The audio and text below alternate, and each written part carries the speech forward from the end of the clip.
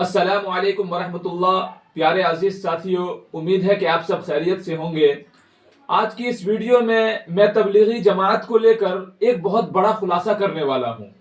आपको शायद याद हो कि वेस्ट बंगाल में हुए आलमी इज्तिमा के ऊपर मैंने एक वीडियो बनाई थी, जिसमें मैंने आपको कुछ हिंदू भाइयों के रिव्यूज और फीडबैक दिखाए थे। माशाअल्लाह, आप लोगों ने उस वीडियो में बहुत ज़्यादा प्यार दिया। मैं आप लोगों का तहे दिल से शुक्रिया अदा करता हूँ।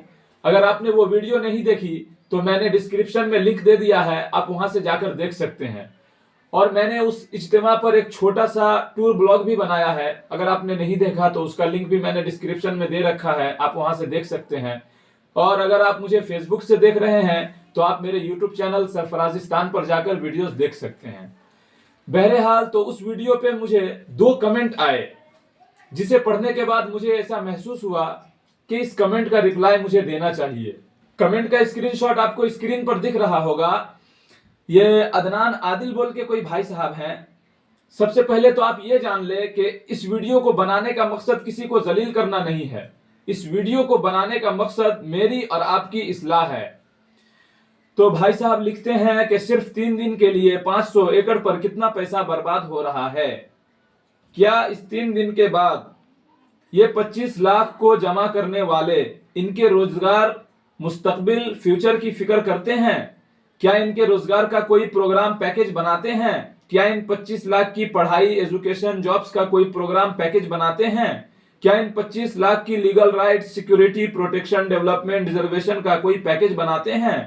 क्या इन 25 लाख को यूज करके इनको टिश्यू पेपर की तरह डस्टबिन में डाल देते हैं? अल्लाहु अकबर। इसी तरह से दूसरा कमेंट आप स्क्रीन पर देख सकते हैं। भाई साहब ने इंग्लिश में लिखा है, मैं आपको इसका हिंदी तर्जमा बता देता हूं कि इतनी बड़ी भीड़, संख्या और संसाधन जुटाने के बाद भी अगर तबलीगी जमात मुसलमानों के कत्ल आम पर चुप है और उनकी रक्षा करने की अपनी बुनियादी जिम्मेदारियों को नजरअंदाज करती है, तो इसका मतलब है कि वो किसी गुप्त साजिश के लिए काम कर रही हैं, अपनी ही कम्युनिटी को धोखा दे रहे हैं और लोगों को मानसिक रूप से बंधक बनाने और उन्हें आगे आने वाले तुरंत खतरों से भटकाने का काम कर रहे हैं। चलिए मैं आपको इसका जवाब दे देता हूं। भाई, आप किस दुनिया में जी रहे हैं?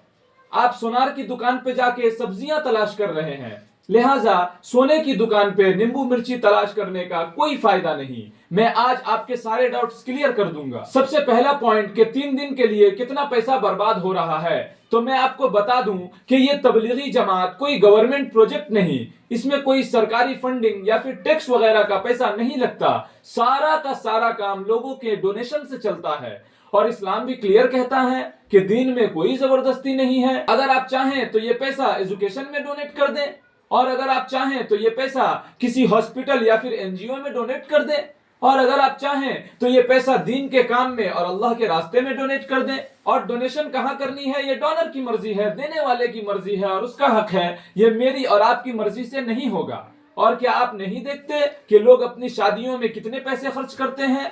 और क्या आपने ये नहीं देखा कि किसी भी रिलीजियस फेस्टिवल, फिर चाहे वो किसी भी मजहब का हो, ईद हो, क्रिसमस हो या फिर होली हो, उसमें कितने पैसे खर्च किए जाते हैं? दूसरा पॉइंट कि उस पैसे से रोजगार और जॉब्स बनानी चाहिए।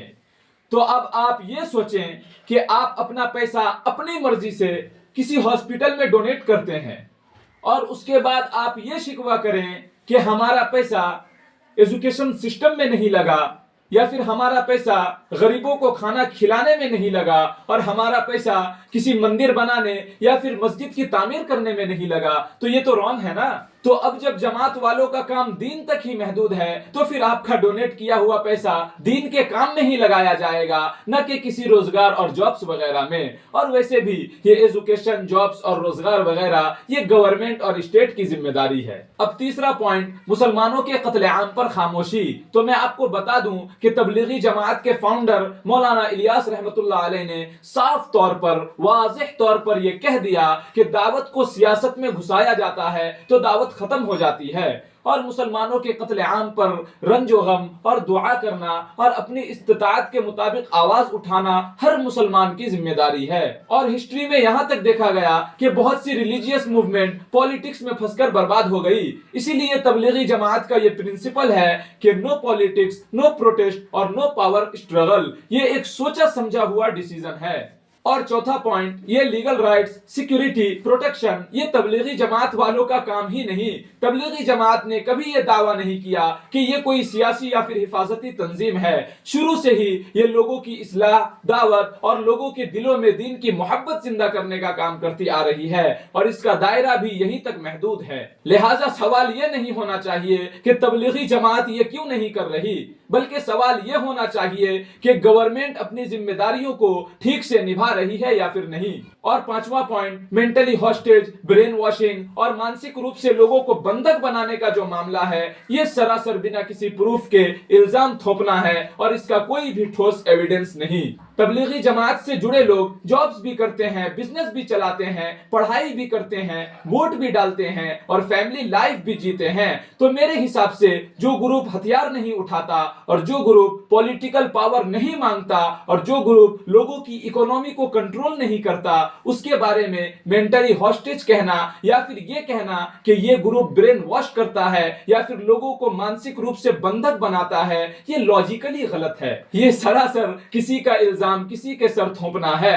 اور یہاں پر ایک سب سے ضروری سوال جو اگنور کیا جا رہا ہے کہ اگر تبلیغی جماعت جیسے گروپس نہ ہوں تو پھر لوگوں کو مسجدوں کی طرف کون بلائے گا، اور لوگوں کو بری عادتوں، شراب خوری، نشہ خوری، جوا خوری سے کون روکے گا، اور گاؤں، محلوں اور چھوٹی چھوٹی گلیوں میں دین کی باتیں لے کر کون جائے گا۔ حدیث میں آتا ہے کہ تم میں سے ایک جماعت ایسی ہونی چاہیے جو لوگوں کو بھلائی کا حکم دے اور برائی سے روکے۔ تبلیغی جماعت یہی کام کرتی ہے، نہ کم نہ زیادہ۔ تو فائنل یہ کہ تبلیغی جماعت نہ تو گورنمنٹ کا ریپلیسمنٹ ہے اور نہ ہی ہر پرابلم کا سولوشن۔ تو ہر سوشل، پولیٹیکل اور لیگل فیلئر کا بوجھ تبلیغی جماعت والوں کے سر پر ڈالنا یہ کوئی ہوشیاری اور ایمانداری کا کام نہیں، بلکہ یہ ایک بچکانہ اور احمقانہ فعل ہے۔ لہٰذا اس سے بچنے کی ضرورت ہے۔ اللہ تبارک و تعالی ہم سب کو اس فعل سے بچنے کی توفیق عطا فرمائے، آمین۔ میرے پیارے عزیز ساتھیو، میں نے اپنے علم کے مطابق کمنٹ کا رپلائی دینے کی کوشش کی،